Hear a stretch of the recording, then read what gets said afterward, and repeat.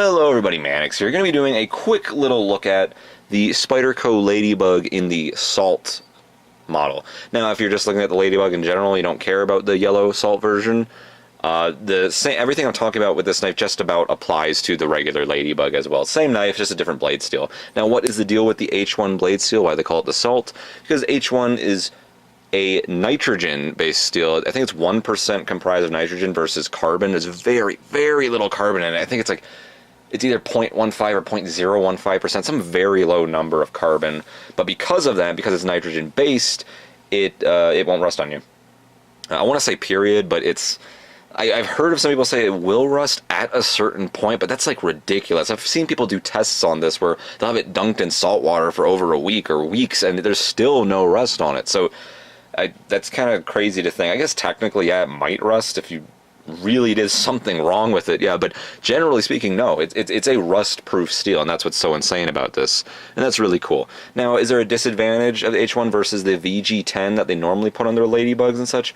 From what I've heard, it doesn't hold an edge quite as long, but it really shines in corrosion resistance. Like, it just outperforms almost every other blade steel out there as far as corrosion resistance goes for this price. It's insane. It retails, I think it's $70. What is it?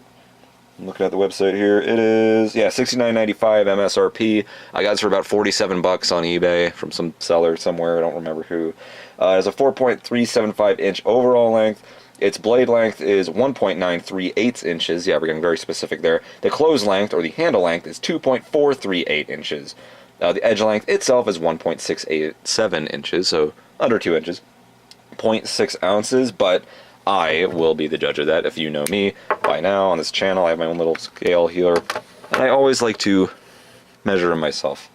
Let's just see what my scale says. 0.61 ounces. What did their website say again? 0.6 ounces. Huh. You lied, Spyderco. You lied. No, just kidding. Yeah, basically 0.6 ounces. It's extremely light. It's light as a feather. No pocket clip. It is ambidextrous, as you can see. There's a hole right there, and they have a lockback, which has that void or boy detent, I forget what you call that. Just makes it a little bit more comfortable. Yellow FRN right here. There are no stainless steel liners, which is why it's very light. Really nice lockup. Well, getting a slight side to side, but they actually do... There's actually a pivot screw right here. It's not a pin, it is a screw. It's very tiny. I don't know what that size is offhand, but there's also a little body screw right there, which is also the pivot for the lockback on this side. You have that volcano grip. I like how tiny that is. They have the same exact... It's like this is like a shrunk down Delica. Delica is a shrunk down Endura, and minus the pocket clip. This doesn't have a pocket clip on it. You have a little lanyard holder, which is kind of a must need. It's sort of a keychain knife. It could be a necklace knife. In my large size man hands, I have trouble opening this up with one hand. Like, I can get up to there, but I'm afraid it's going to close on me and cut. Like, I just can't... Okay, there we go, I got it. So technically I can open it up with large hands, but if you have XL sized hands, good luck.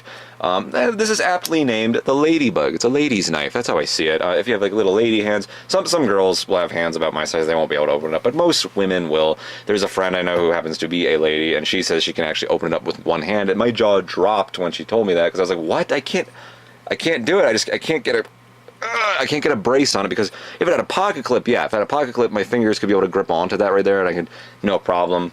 I wish it had a pocket clip. You know, I wish it had at least an option for a pocket clip, but it just doesn't. If you want one that's similar to this, similar size, a little bit bigger, you want the pocket clip, you want it to be easily opened, look at the Spyderco Dragonfly Salt. A little bit more expensive, virtually the same knife, a little bit longer, it's a little more to hold on to it, it's got a pocket clip. That's what you should be looking at. They also have the Man Bug, and I don't think the Man Bug has a pocket clip.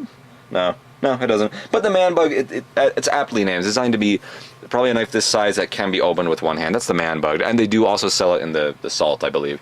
So it's designed to be a keychain knife or necklace knife. You know, it's not really an EDC knife. It's an extra knife you put on your keys or something, and for that, it is awesome. This blade steel is insane. It's very, very comfortable, just like pretty much every Spyderco I've ever felt. You have the thumb ramp here. You have jimping on that blade, just like the Endura and the Delica. The blade steel is insanely sharp out of the box. Be very careful with it if you're not prepared for that. A lot of people are into cheaper knives. They're not really into knives in general, and they get their first blade from like a a knife company that has a good reputation behind it, like Cold Steel, Benchmade, Spyderco, CRKT, Kershaw, and they always like end up, I swear, every single time they accidentally cut themselves, they just start bleeding. They're like, oh, what the hell? And I'm like, what did you do? Why is your finger on the edge? Don't do that. Like, that's happened probably about 6 different people that handled my knives. They just cut themselves somehow. They don't realize how sharp knives can actually get because they're not used to them. But for a keychain knife, this is really awesome. I like how it has an adjustable tension on there. Just for my hands personally, I want a knife I can open with one hand. I don't like a knife where I have to open it with 2 hands. Because I know a knife that you can open up with 1 hand, you can also open up with 2 hands. You see, I like having the options. I don't like being constricted to 2 hands. Because, you know, when I got this, I was just surprised. I was like, oh, I can't. There we go. I got it. It's just unsafe to do that because if you slip that D10, it's going to suck right back in and then, yeah, snap you. It'll just cut you a little bit. It won't be too bad. But, you know, it's a really sweet keychain knife. But, you know, here's the thing. As far as practicality goes, the regular Ladybug is great. The H1 Ladybug, prove me wrong. Prove me wrong in the comments below if you don't agree with me here. It's just, for me, I don't see the point to having a waterproof keychain or necklace knife. Well, unless you're, I guess, going for a swim and you want a necklace knife on you, yeah, I guess it's good for that. But other than that, you know, the first thing that comes to my mind with waterproof knives is going underwater and doing some work. You know, if you're in the water a lot, or it's raining, you're in a really rainy area for some reason, or you're just in a very wet area and you're doing a lot of work. This is not a big working knife. There's not a whole lot to hold on to here. As you can see, half of a grip on my ring finger and no grip on my pinky.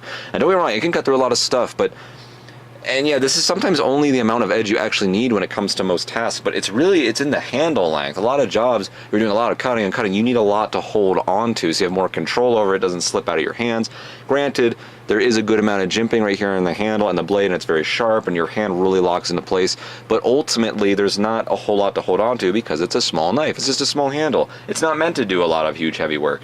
It's just slightly contradictory to me how there's that H1 blade steel on this knife. I can think of about 40 other Spyderco knives that would be better off having the H1 option than the Ladybug. I don't understand. Again, prove me wrong. Comment below if you think, no, actually I think that is good because, just tell me.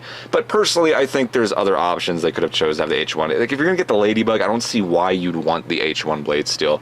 Ultimately, I still think they're cool knives. It's just, as far as like practicalness goes, see, I couldn't see this being very useful fishing. Let's say there's a fish in one hand, or you want to cut the line, or something went wrong, you got to cut something, and the rod's in one hand, and then you go digging in your pocket for this thing, or if it's on your keys, and you got to open it up with one hand, and you struggle to do it. Like, it's just, this is, even if it was a neck knife, you have trouble opening it with one hand. That's a big deal. When you're fishing, you're probably not going to have 2 free hands.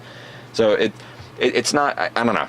It's a cool like necklace knife, I guess, but even then, it's good to have a knife that you can be able to open it up with one hand, I would think. But anyway, that's it. It's still really cool. I like the Ladybug a lot. Really cool keychain knife. It's quite literally is just a shrunken down Delica, just with no pocket clip. Anyway, yeah, that is the Spyderco Ladybug. That's it. You do get what you pay for. It's an expensive blade steel, again, like 47 bucks, but it costs what it costs for a reason. Made in Japan. You're not really gonna have any issues with it. It's a lighter use knife with a waterproof, steel on it. That's pretty much what it boils down to. So anyway, that is that. Thanks for watching.